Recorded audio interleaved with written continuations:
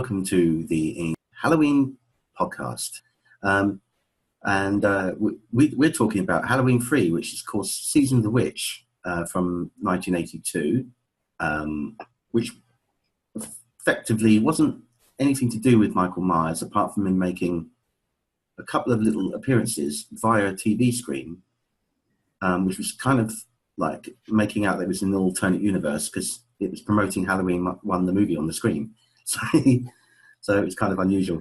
It was directed by Tommy Lee Wallace, and of course Tommy Lee Wallace had quite a long association with Carpenter, and we'll probably touch upon that as we go along.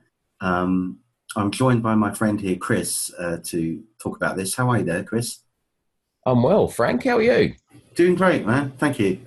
Right, okay, Chris. This is Halloween 3, Season of the Witch.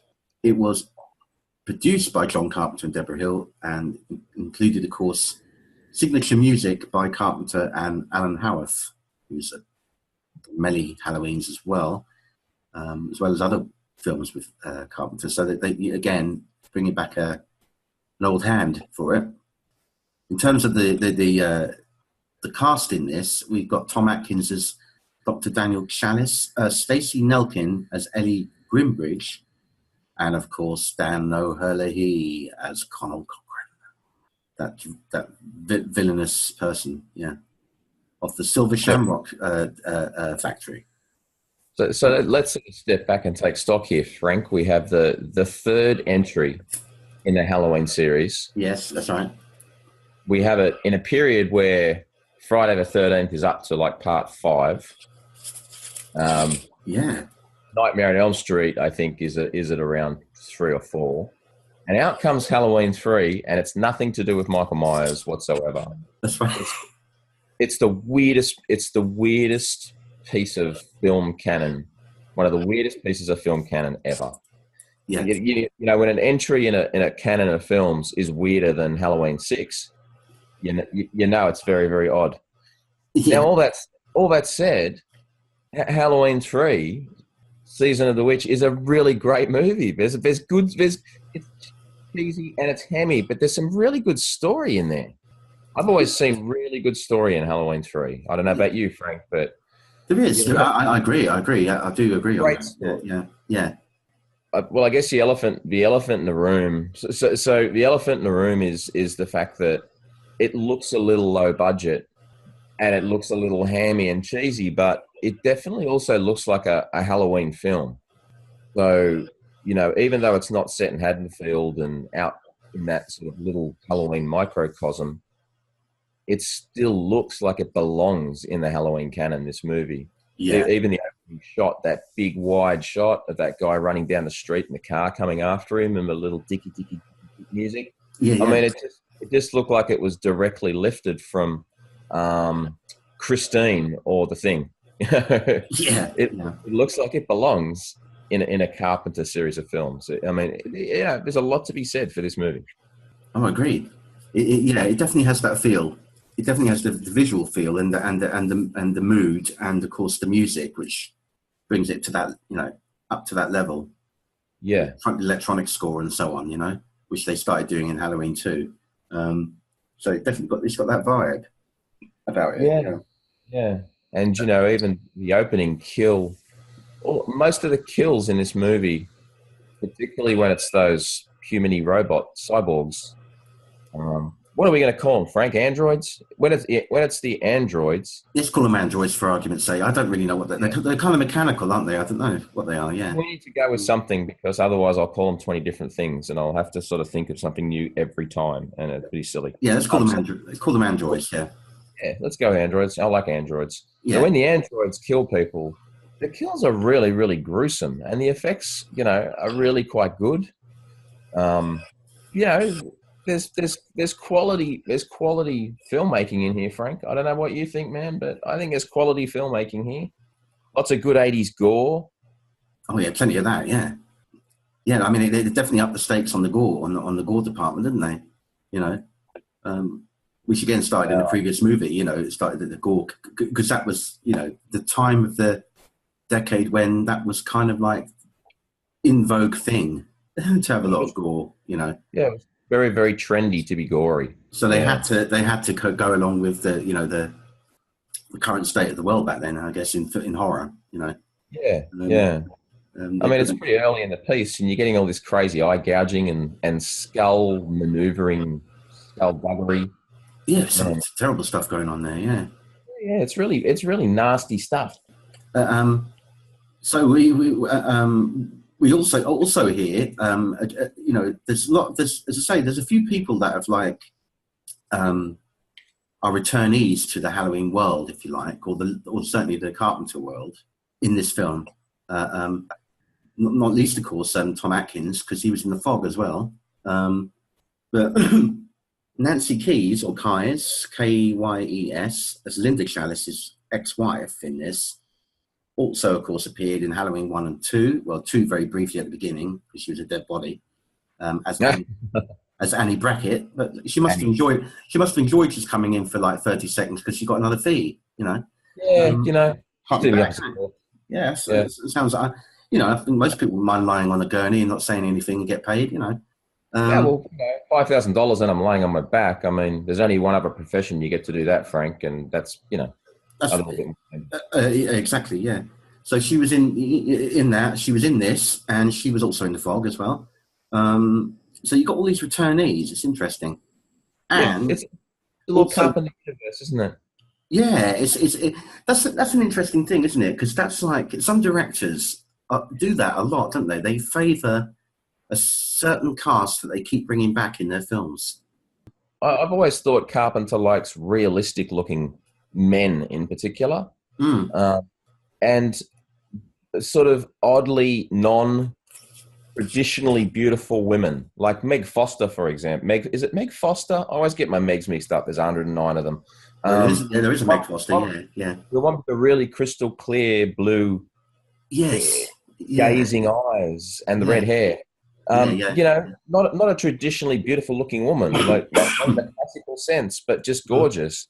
And he likes men sort of plain, Kurt Russell's a good looking bloke, but he's kind of manly and, hulky and he's used guys like, the dude who was in Prince of Darkness with that big porn star Mo, he just likes odd looking blokes. And, Tom Atkins in this movie the way he looks and conducts himself and dresses in this movie would only ever work in this time period back in, what was it, 1982? 82, yeah. Tom Atkins stopped being cool 10 seconds after this movie. Super creepy in this movie. He's got this weird mo. All his shirts are too bright and too tight. And I'm sorry, he's probably in his 40s or 50s, and he is boning a 19-year-old in the movie. And he's a doctor. And every woman that talks to him swoons after him. And he's real hands-on with these women too, let me tell you. I was watching. Yeah. Real hands-on with anyone who's in a uniform, like a nurse or whatever else. It's really creepy. So I just wanted to get that out there and deal with it, Frank, so we don't have to talk about it again. Yeah. But in 1982, Tom Atkins was kind of oddly Carpenter style cool. Whereas in 2018, he's not coming within 50 feet of my children. I'm sorry. I'm just going to leave it at that. Yeah. Right. Well, we'll be talking about him, obviously, as his character as we go along, obviously, because he is the main character. He is the main lead in this, So, and he's a great character too. It's a good character. Yeah. All women love him. All bad guys hate him. He's smarter than everyone else. Yeah. He knows more than everyone else. I mean, what's not to love? Conal Cochran hates him by the end of it. Yeah. Colonel Cochran. Oh my God. We should get on to Conal Cochran as we go along. Yeah. But apart from it being a great name, it's it's a good name. Any name with the word cock in it makes a certain statement, I think. Yeah, I suppose. Yeah, Conal Cochran. Yeah, is it COCH? I think cock. Yeah. The H makes it. The H makes it even. Corcoran. It's probably got a silent C in it or something. Yeah, Corcoran. Yeah. So, we haven't got onto any scenes yet. So let's have a look at this. Yeah.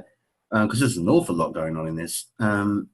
A lot happens in the first 10 minutes or 15 minutes of this film. A lot happens. It gets off on a really, really fast pace. It's just, wow. Like, there's about 3 or 4 kills. There's chases.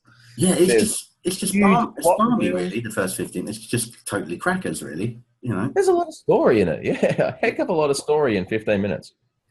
Yeah, blimey, yeah, and I don't know where to start on that one, but yeah, I mean, they've got like the you see that guy, running from someone at the beginning. That's like the classic kind of setup, isn't it? Running from a faceless villain, as it were. Yeah. At that point, I mean, and arriving at this fella's, who seems to be this guy that's like the attendant at the gas station, seems to be a victim of circumstance throughout the film, doesn't he?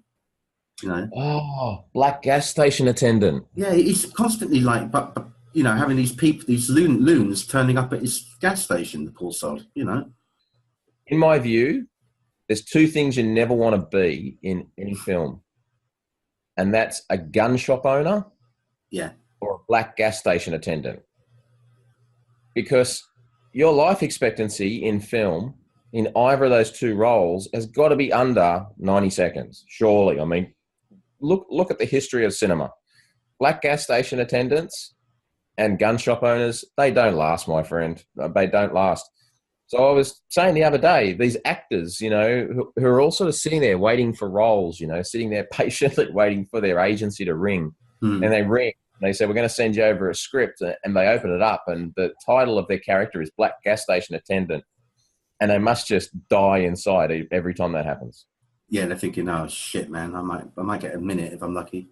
Yeah. However, this black gas station attendant in Halloween 3 does pretty darn well for himself, I think. Overall, considering the odd life that he has, he because he has an odd life because he's constantly meeting Fruit Loops.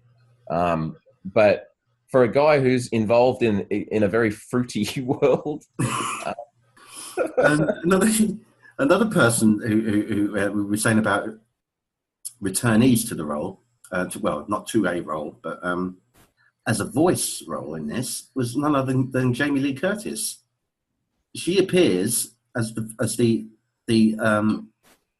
curfew announcer at the Cochrane World when they've all got to get inside, in their homes at a certain time at night. That's her called over the loudspeakers, and also she's the telephone operator that Atkins talks to as well when he's frantic. So that's intriguing. They got her in just to do those little bits, and so yeah, nice little touch, I suppose there. Also, the Silver Shamrock voice announcer for the adverts on the telly is Tommy Lee Wallace. So there we are. They've all got their hand in it. Yeah, that's nice, isn't it? Because even though the film's kind of stepping out of the storyline of the first 2, it still kind of feels grounded in that world, and that's nice. Yeah. Correct me if I'm wrong, Frank, but I think John Carpenter's original vision for the continuation of Halloween was this. It was a Halloween film every year or 2 released around Halloween, but just different stories. That's right. It was going to be like an sort of anthology thing. Yeah, like the Twilight Zone, but as a film each year type of thing. Yeah. So every year there would be it would be set in Halloween, or it would involve Halloween-y type themes. So, I don't know, you tell me, pumpkins. And it would be a different story, different characters, and a completely different film each year. And that was his intention. And I don't think Halloween 3 was marketed strongly enough at the time just to set people's expectations that it wasn't just another Michael Myers thing. And a lot of people went along and saw it and got confused, and they said, oh, geez, this Halloween thing is really weird. It's not even a Michael Myers story. They didn't know what to expect. And then the film didn't do very well. And then because the film didn't do very well, we didn't get Halloween 4, season of the Killer Frog or whatever. It never happened because the Halloween 3 didn't do too good. That's right. Yeah. This poor man, the one that was fleeing from these assailants, lands at the gas attendant's feet, uttering the words, "They're coming, they're coming," and he's like a 50s monster movie. Yeah, they're coming to get you, Barbara. It's like almost, yeah, exactly. Or like Invasion of Body Snatchers. Yeah. Oh yeah, when he's running down the street. Yeah, yeah. Yeah, run to the fucking hills. Yeah. They've landed. Yeah, it's the same thing. But the wonderful attendant, gas attendant, takes the man to hospital. I mean, he's just a good dude.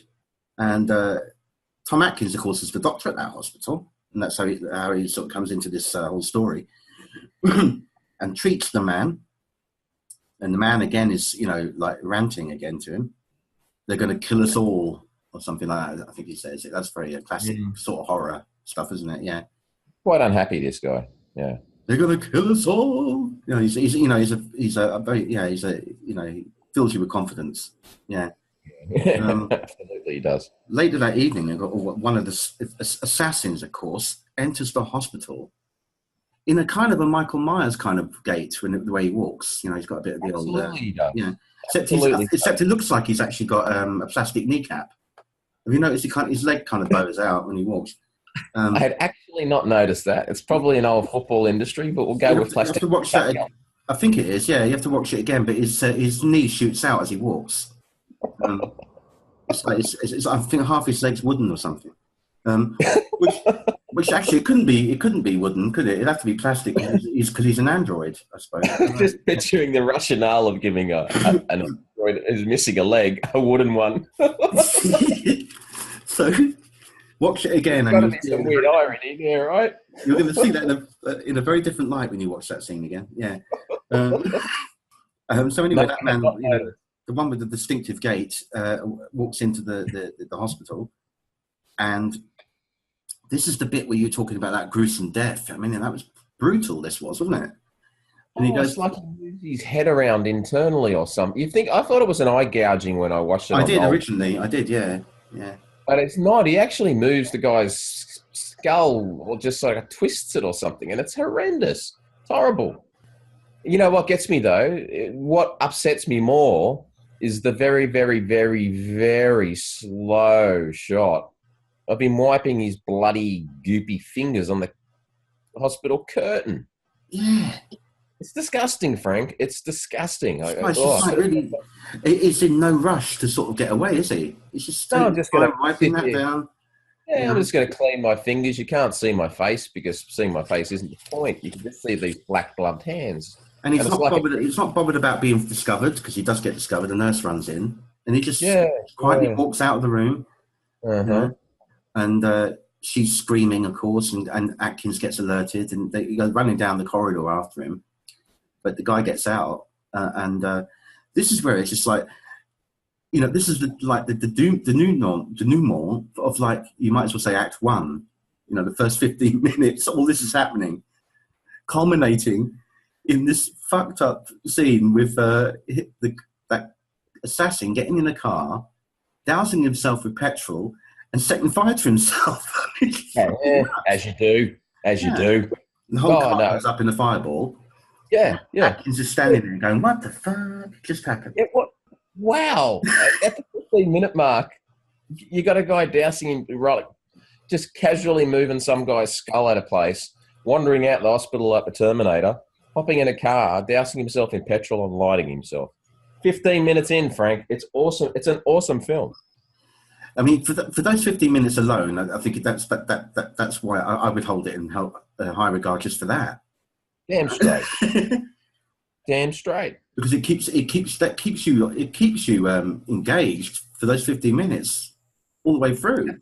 Absolutely. Something creepy and something mad going on all the time. Yeah. It's a really strong, really rip-roaring party at a 99 degrees Fahrenheit start to a movie. I reckon it's awesome. It's a great start to a movie. It is.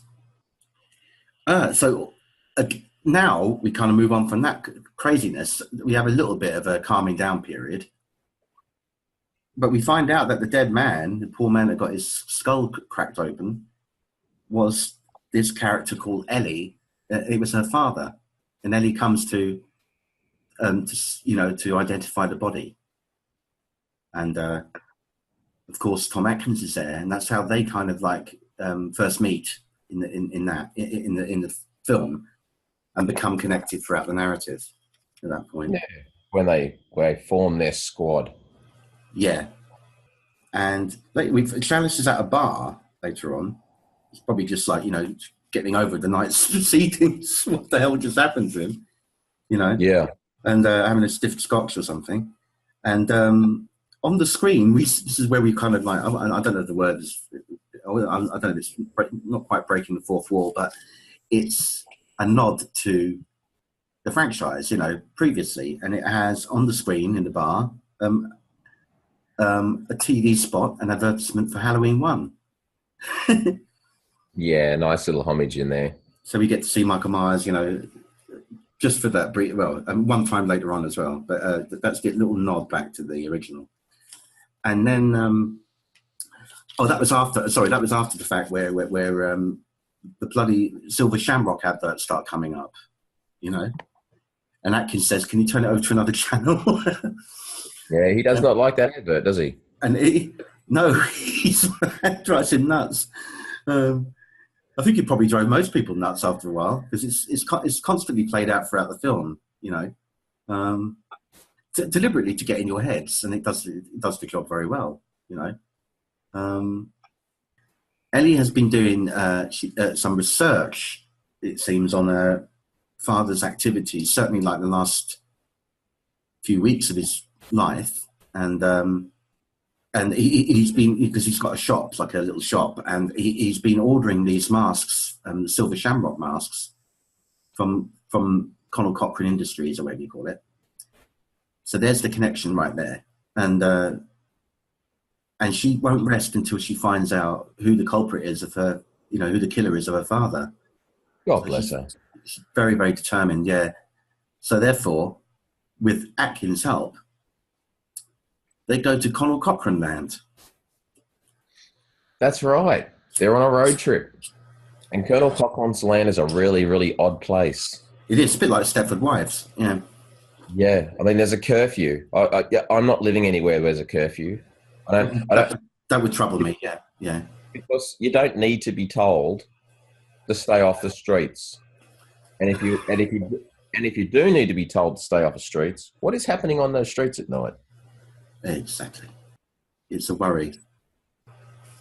Well, they go there. They meet a couple of they meet some of the locals who are obviously very, very odd as well. Oh, the colourful local. Yeah, yeah. Well, that old boy, that kind of oldish boy, who's like, he pretends to be really nice and pleasant, but he's actually, you could tell underneath he's a complete lunatic. Pure evil. Yeah. There's always something just unsettling about people being too nice.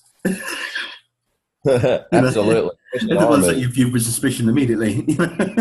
Yeah, come over to my place, sit down, let me eat you. Yeah. Yeah, that's right. Yeah. So they meet him and that, and he's going, "Oh, well, Connell Cochran's the most wonderful man," and all this, and you'll get to meet him later on, and all this kind of crap. I think he does go by in his like blacked out Mariah, car, whatever it is, along the street. There he is now. There he is now. Is it? Yeah. The sinister black car. Yeah. You've got to have that in the film. Yeah.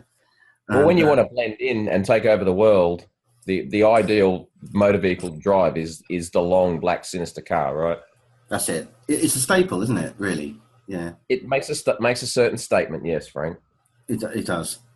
It says, this person's a villain. Yeah. Bad guy inside. That's right. Yeah, you don't have to see him. You just know there's someone behind there that's a suspect. Yeah. That's exactly right. Yeah, because good guys are usually put in white or grey limos. Don't know if you've noticed. They probably would show themselves as well, whereas he's keeping behind a black screen. Yeah. Yeah. Outside of it being an army camouflage Hummer, it's about the most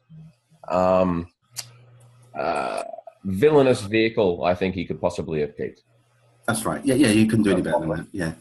So anyway, yeah. So the town. That's right. The town. I'm calling it Connell Cochran Land just for a joke, really. But the actual town is called Santa Mira.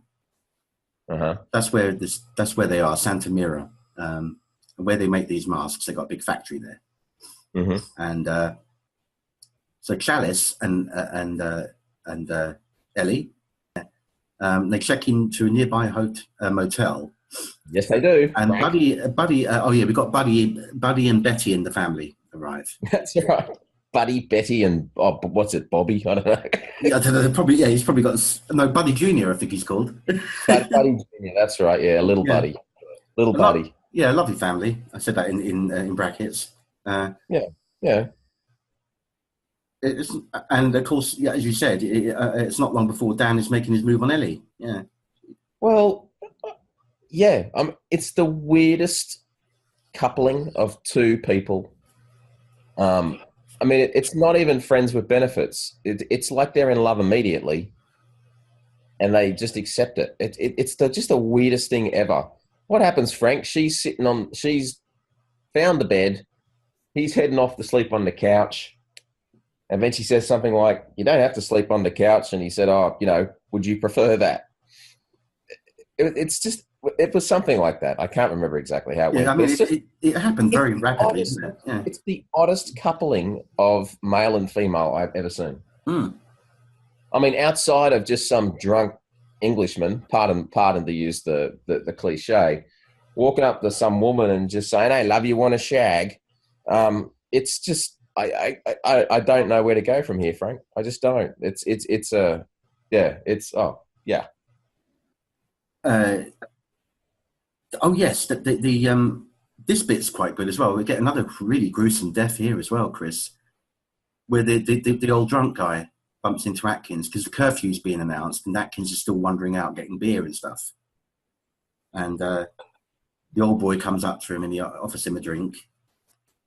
And he starts telling him a little bit about Cochrane and the fact that he can't stand the guy and, he's distrustful and all this sort of thing. He's ruined the town and,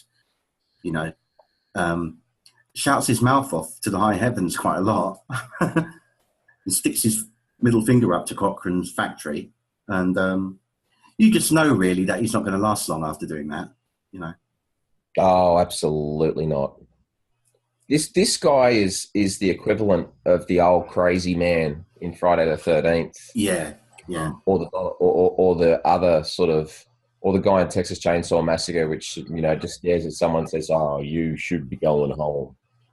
He's the crazy old guy who's going to cop it ultimately because he'll shoot his mouth off and warn everybody about how evil the place is.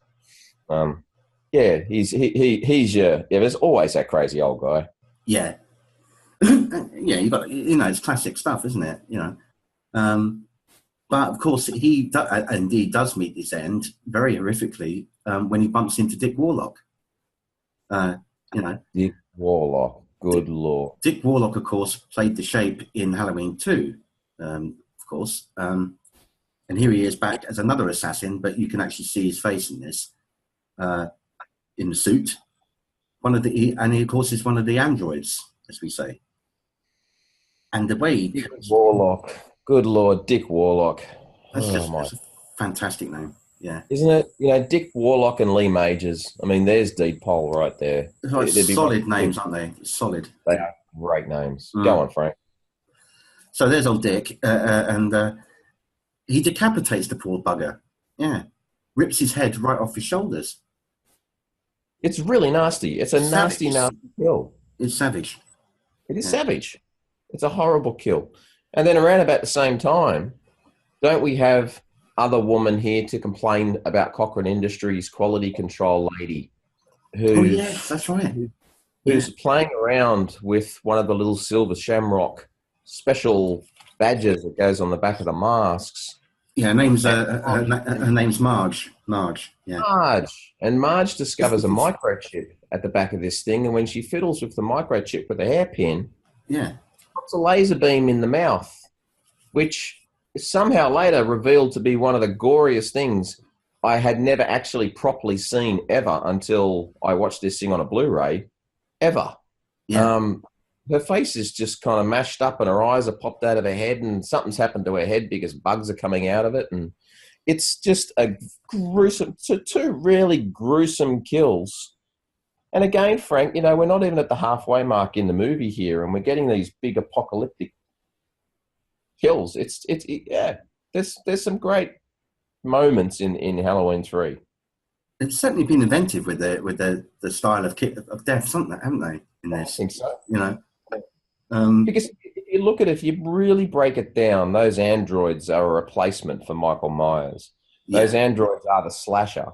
And if you look at the frame, sometimes the way they're framed in the shot and things, or how the music plays against them when they enter the frame, you can just tell they've lifted some of the same shots from Halloween 1 and 2 and reuse them to give people that feeling. But yeah, these androids are like a stalker, like a serial, slasher.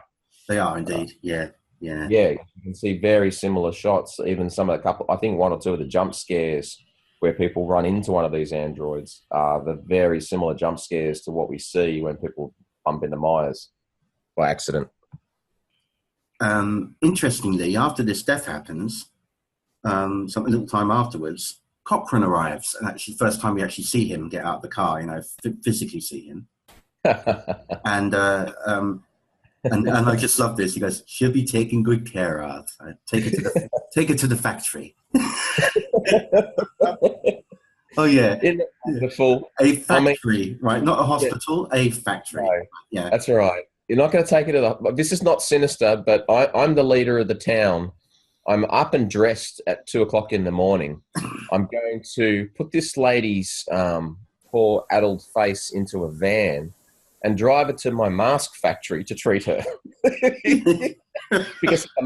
because at the Halloween mask factory, we have amazing facilities. I mean, how do you make this shit up, honestly? And like, that's not suspicious at all, is it? No, that's right. I'm a doctor. Yeah, okay, we'll go along with it. No ambulance, no hospital. No, she just put her in like a normal van. I think it was in a truck. Load her in the back. Oh God! Take it to the Silver Shamrock Mask Factory for treatment. She'll be all right. Yeah. Good Lord. So anyway, so that's pretty much all you're ever going to see of her again. Oh well, she's history, isn't she? They're going to mince her. She's toast, mate. Yeah.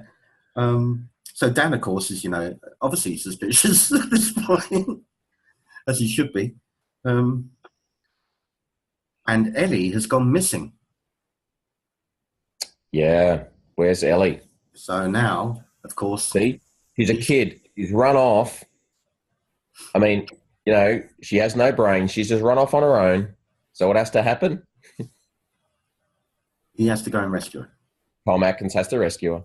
Yeah, that's when he becomes the action hero. Yeah, rescue number one. Yeah, that's it. Cochrane's henchmen have moved in on Atkins. That's quite a good scene, that actually. When you see them all in the line outside, moving forward slowly towards him. Yeah. I like that. That was really quite a spooky image. Yeah, all the men lined up. Yeah, that was clever. That was good. And you got the music going, all that kind of thing. Anyway, Atkins does get out and does eventually make his way to the factory complex, and gets inside. But he's confronted by Dick again. Yeah. Dick Warlock is back. Dick Warlock is back, and it turns out, like the other henchmen, he is merely an android. And Atkins, they end up writhing on the floor, and Atkins punctures him in the stomach, and all this green goo and wires come out. And now we know that's the reveal of the fact that these things are not human. Nope, these things are androids. That's right. And but the trouble is, old Cochrane finds him and takes him away. That's right. So this is the moment where the villain takes Bond back to his lair. Oh yes, this is where we get that big sort of Bond kind of. That's right. Big area, Yeah. Takes him on a tour of his lair so Bond can get orientated with all the places he can hide and the things he has to blow up. And then proceeds to tell him about his entire master plan. Yeah. It's just straight out of a Bond film. I mean, the only thing that Cochrane didn't do to Tom Atkins was tie him down and slowly have a laser beam coming up, creeping towards his testicles. It's the only thing that didn't happen. That's right. Or one of those, those big those big blades coming at you. Yeah, Yeah, yeah. You know, Halloween 3 at this point's kind of starting to run out of story, and they're thinking, well, how do we extend this? We'll have. I watched Doctor No last night, and there was this great scene in it where the villain gave Bond the tour of his master facility. So yeah. we'll put one of those scenes in there. It'll give us about 10 minutes more. Well, gives away the whole exposition. Yeah.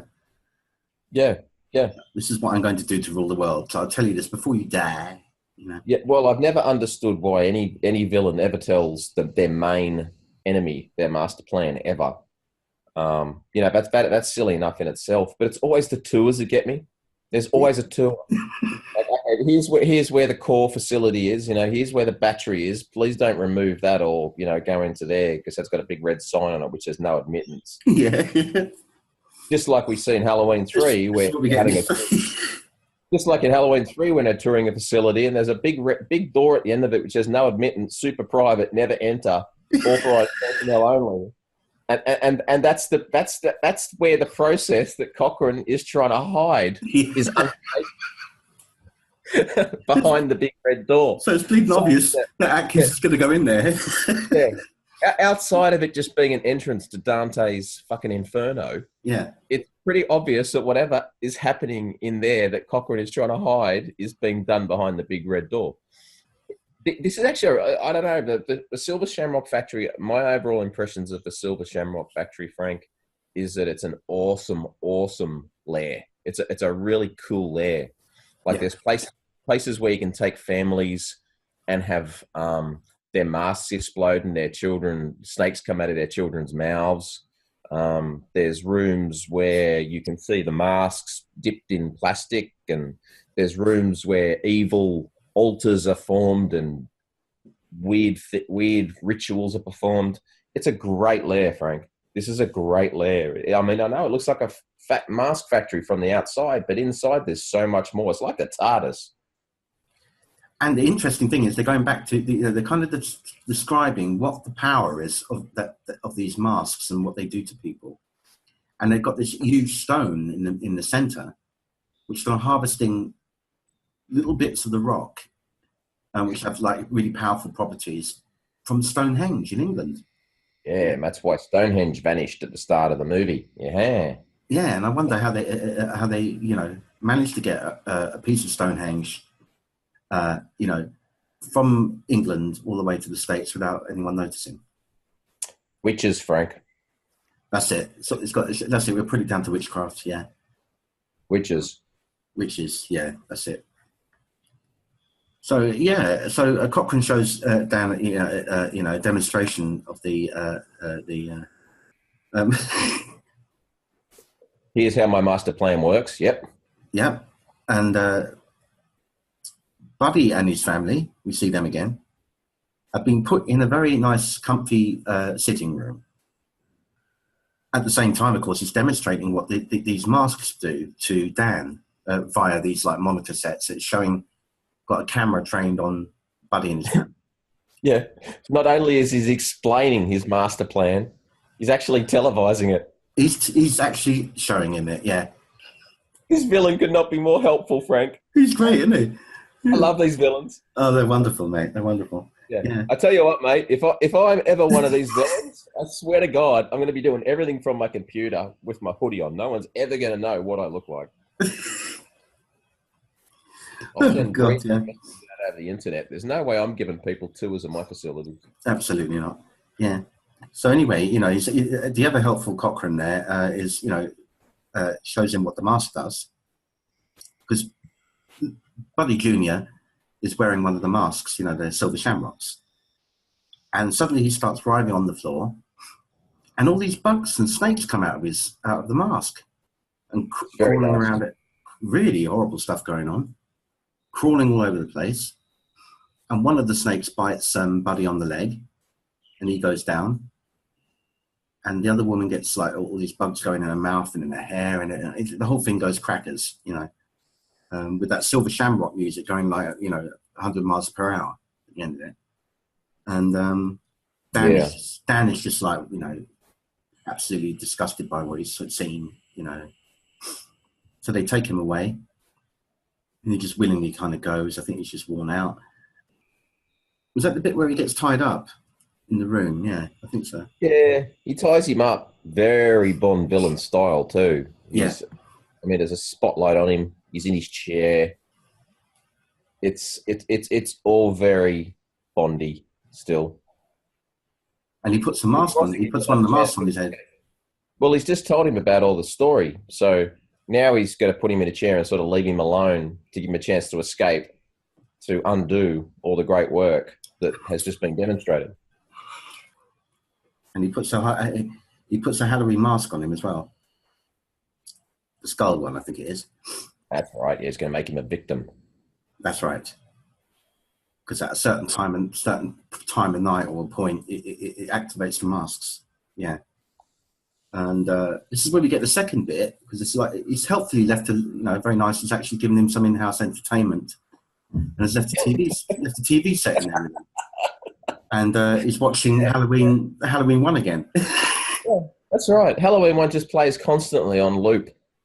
Yeah, in town. Yeah, that's the only film they watch, I think. Yeah.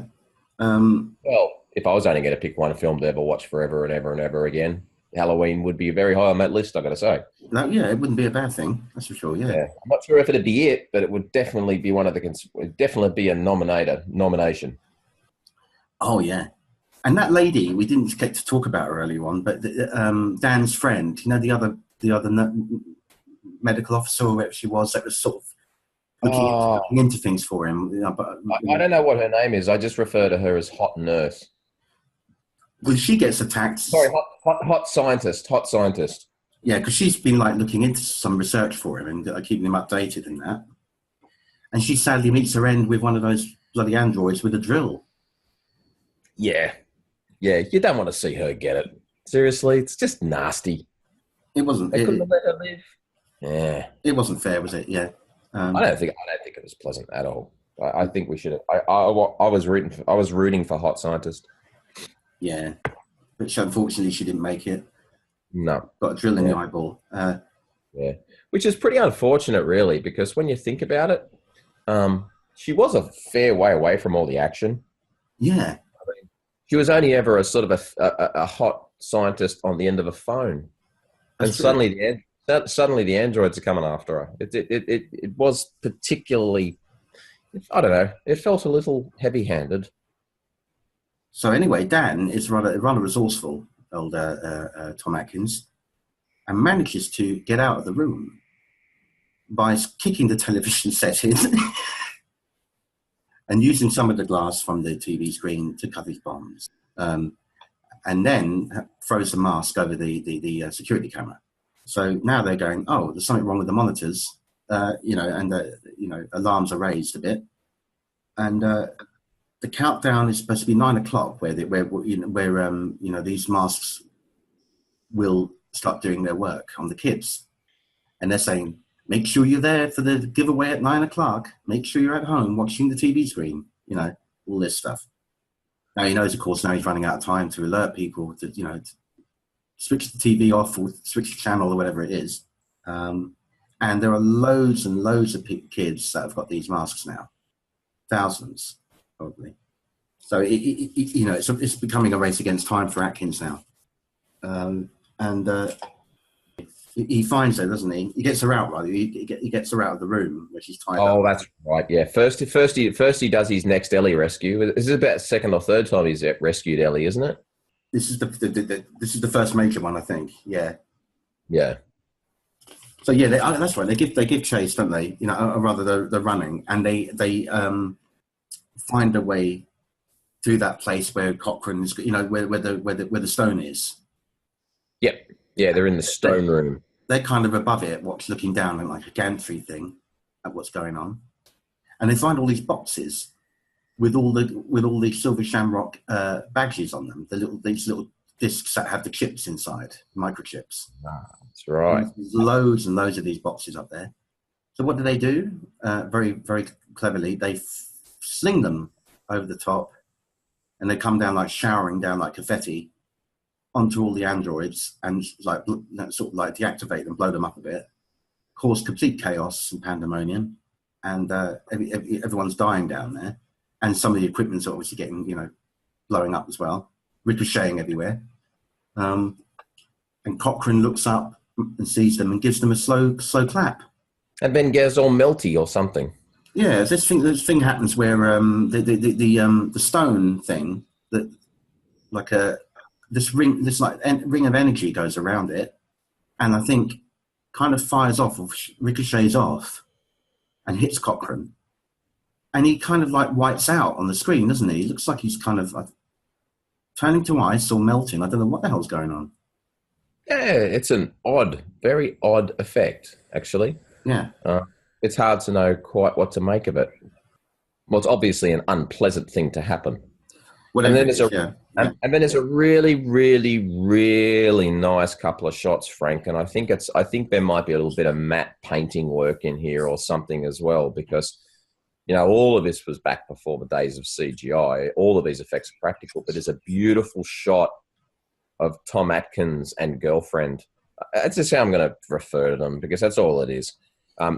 Running from the factory and then driving away from the motel with this beautiful red glow of the burning silver shamrock factory in the distance. And it's really nice photography.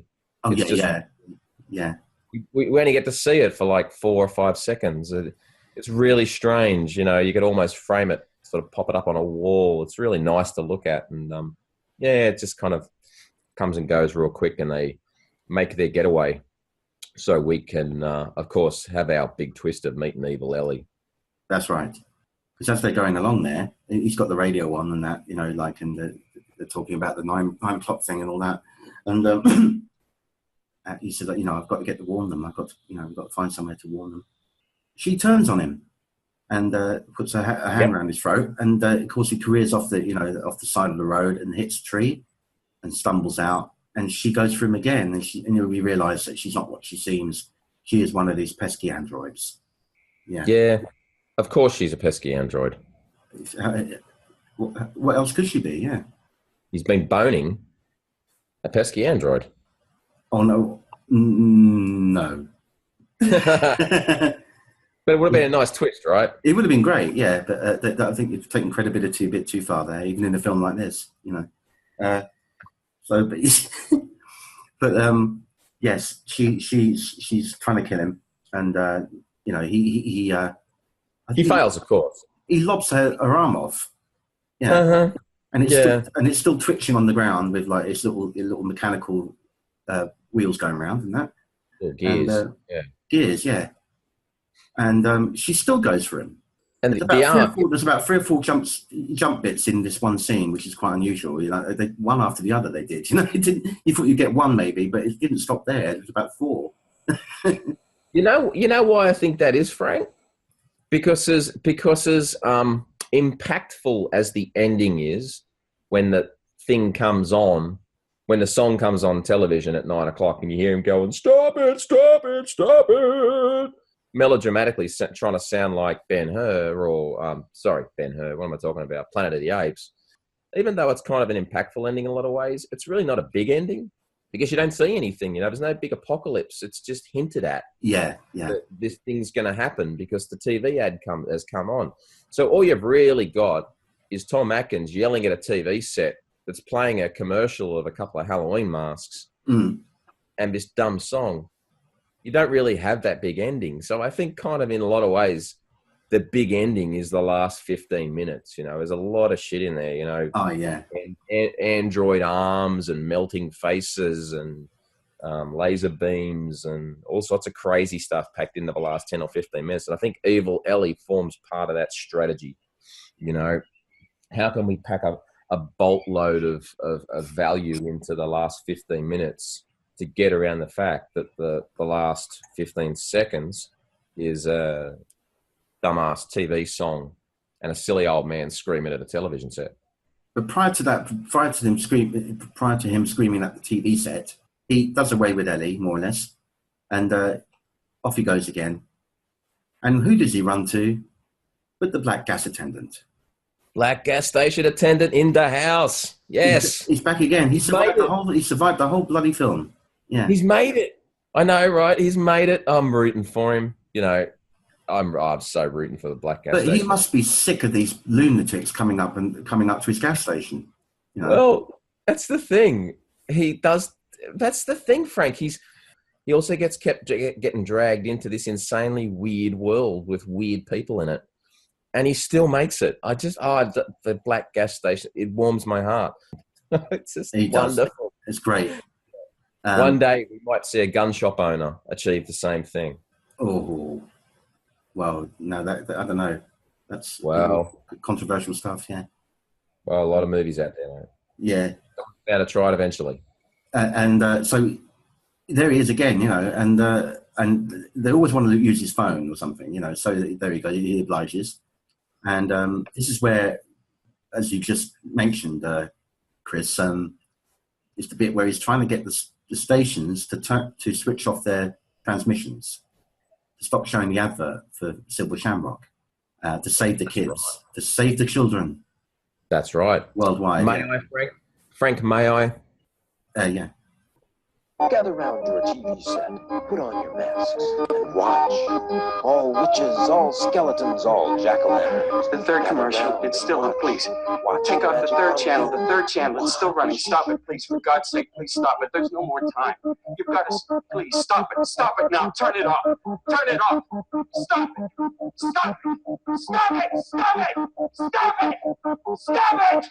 stop it. And there you have it. And did he ever stop it? We will never find out. Yeah, you don't get the little funky song at the end, but it's just that's the hammiest ending in the world. And I figured that the only real way to deal with that ending, Frank, was just to listen to it.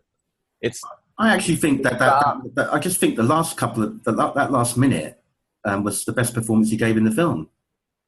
Correct me if I'm wrong, Frank, but a lot of the scenes in this movie, he kind of looks like he's just sleeping. He's bored as hell.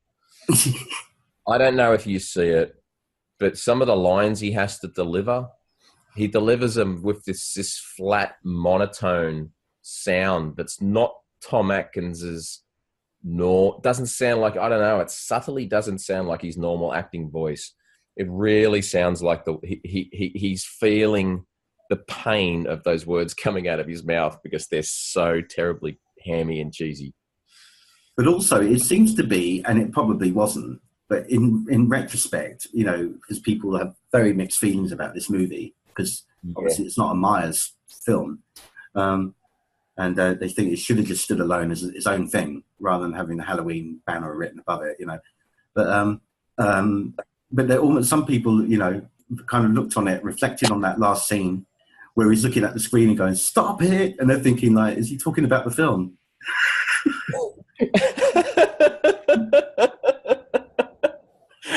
That's a really good point. That's a great point. Is he thinking what the audience are thinking? Yeah. Is that why Atkins really brings some genuine terror to that scene? Is because he honestly is just feeling it so deeply. He just wants Season of the Witch to stop. You know? Oh my God, just make it stop. I love that, Frank. That's just wonderful. So, I mean, that is a good, I mean, if that was, I don't know, I had no idea if that was intentional, but. I love that. But in retrospect, you could view it like that. I love that so much. I'm just making it canon immediately. He does look directly at the audience with that last line. Absolutely, he does. So he's addressing us? Perhaps he is. You know, maybe he was just sympathizing with the audience. Maybe he was just leaping through this whole movie, and then he'd go back to his trailer and just shed a single tear for his lost career, and then he's read the script, and he's got because in the 80s. I reckon he would have had one of those original bright yellowy green highlighters, and he would have highlighted that last line, "Stop it," and he would have got a felt tip pen and wrote at the bottom of it, "Direct to audience in meta fashion." Yeah. So again, now you've got two things that are going to make you view this film in a very different light. One is the wooden leg assassin. Wooden leg assassin. And secondly, the stop it. The stop it scene. Yeah. So anyway, my friend, that is, and always will be, Halloween 3, Season of the Witch. And we'll be back. Yeah. And we'll be back, of course, with the next installment in the franchise, which brought back our favorite anti-hero, Michael Myers, in The Return of Michael Myers from 1988. So stay tuned for that. Thanks, Chris, so much for joining me on this one. Pleasure, Frank. Thanks for the chat. And we'll see you all very soon. Take care.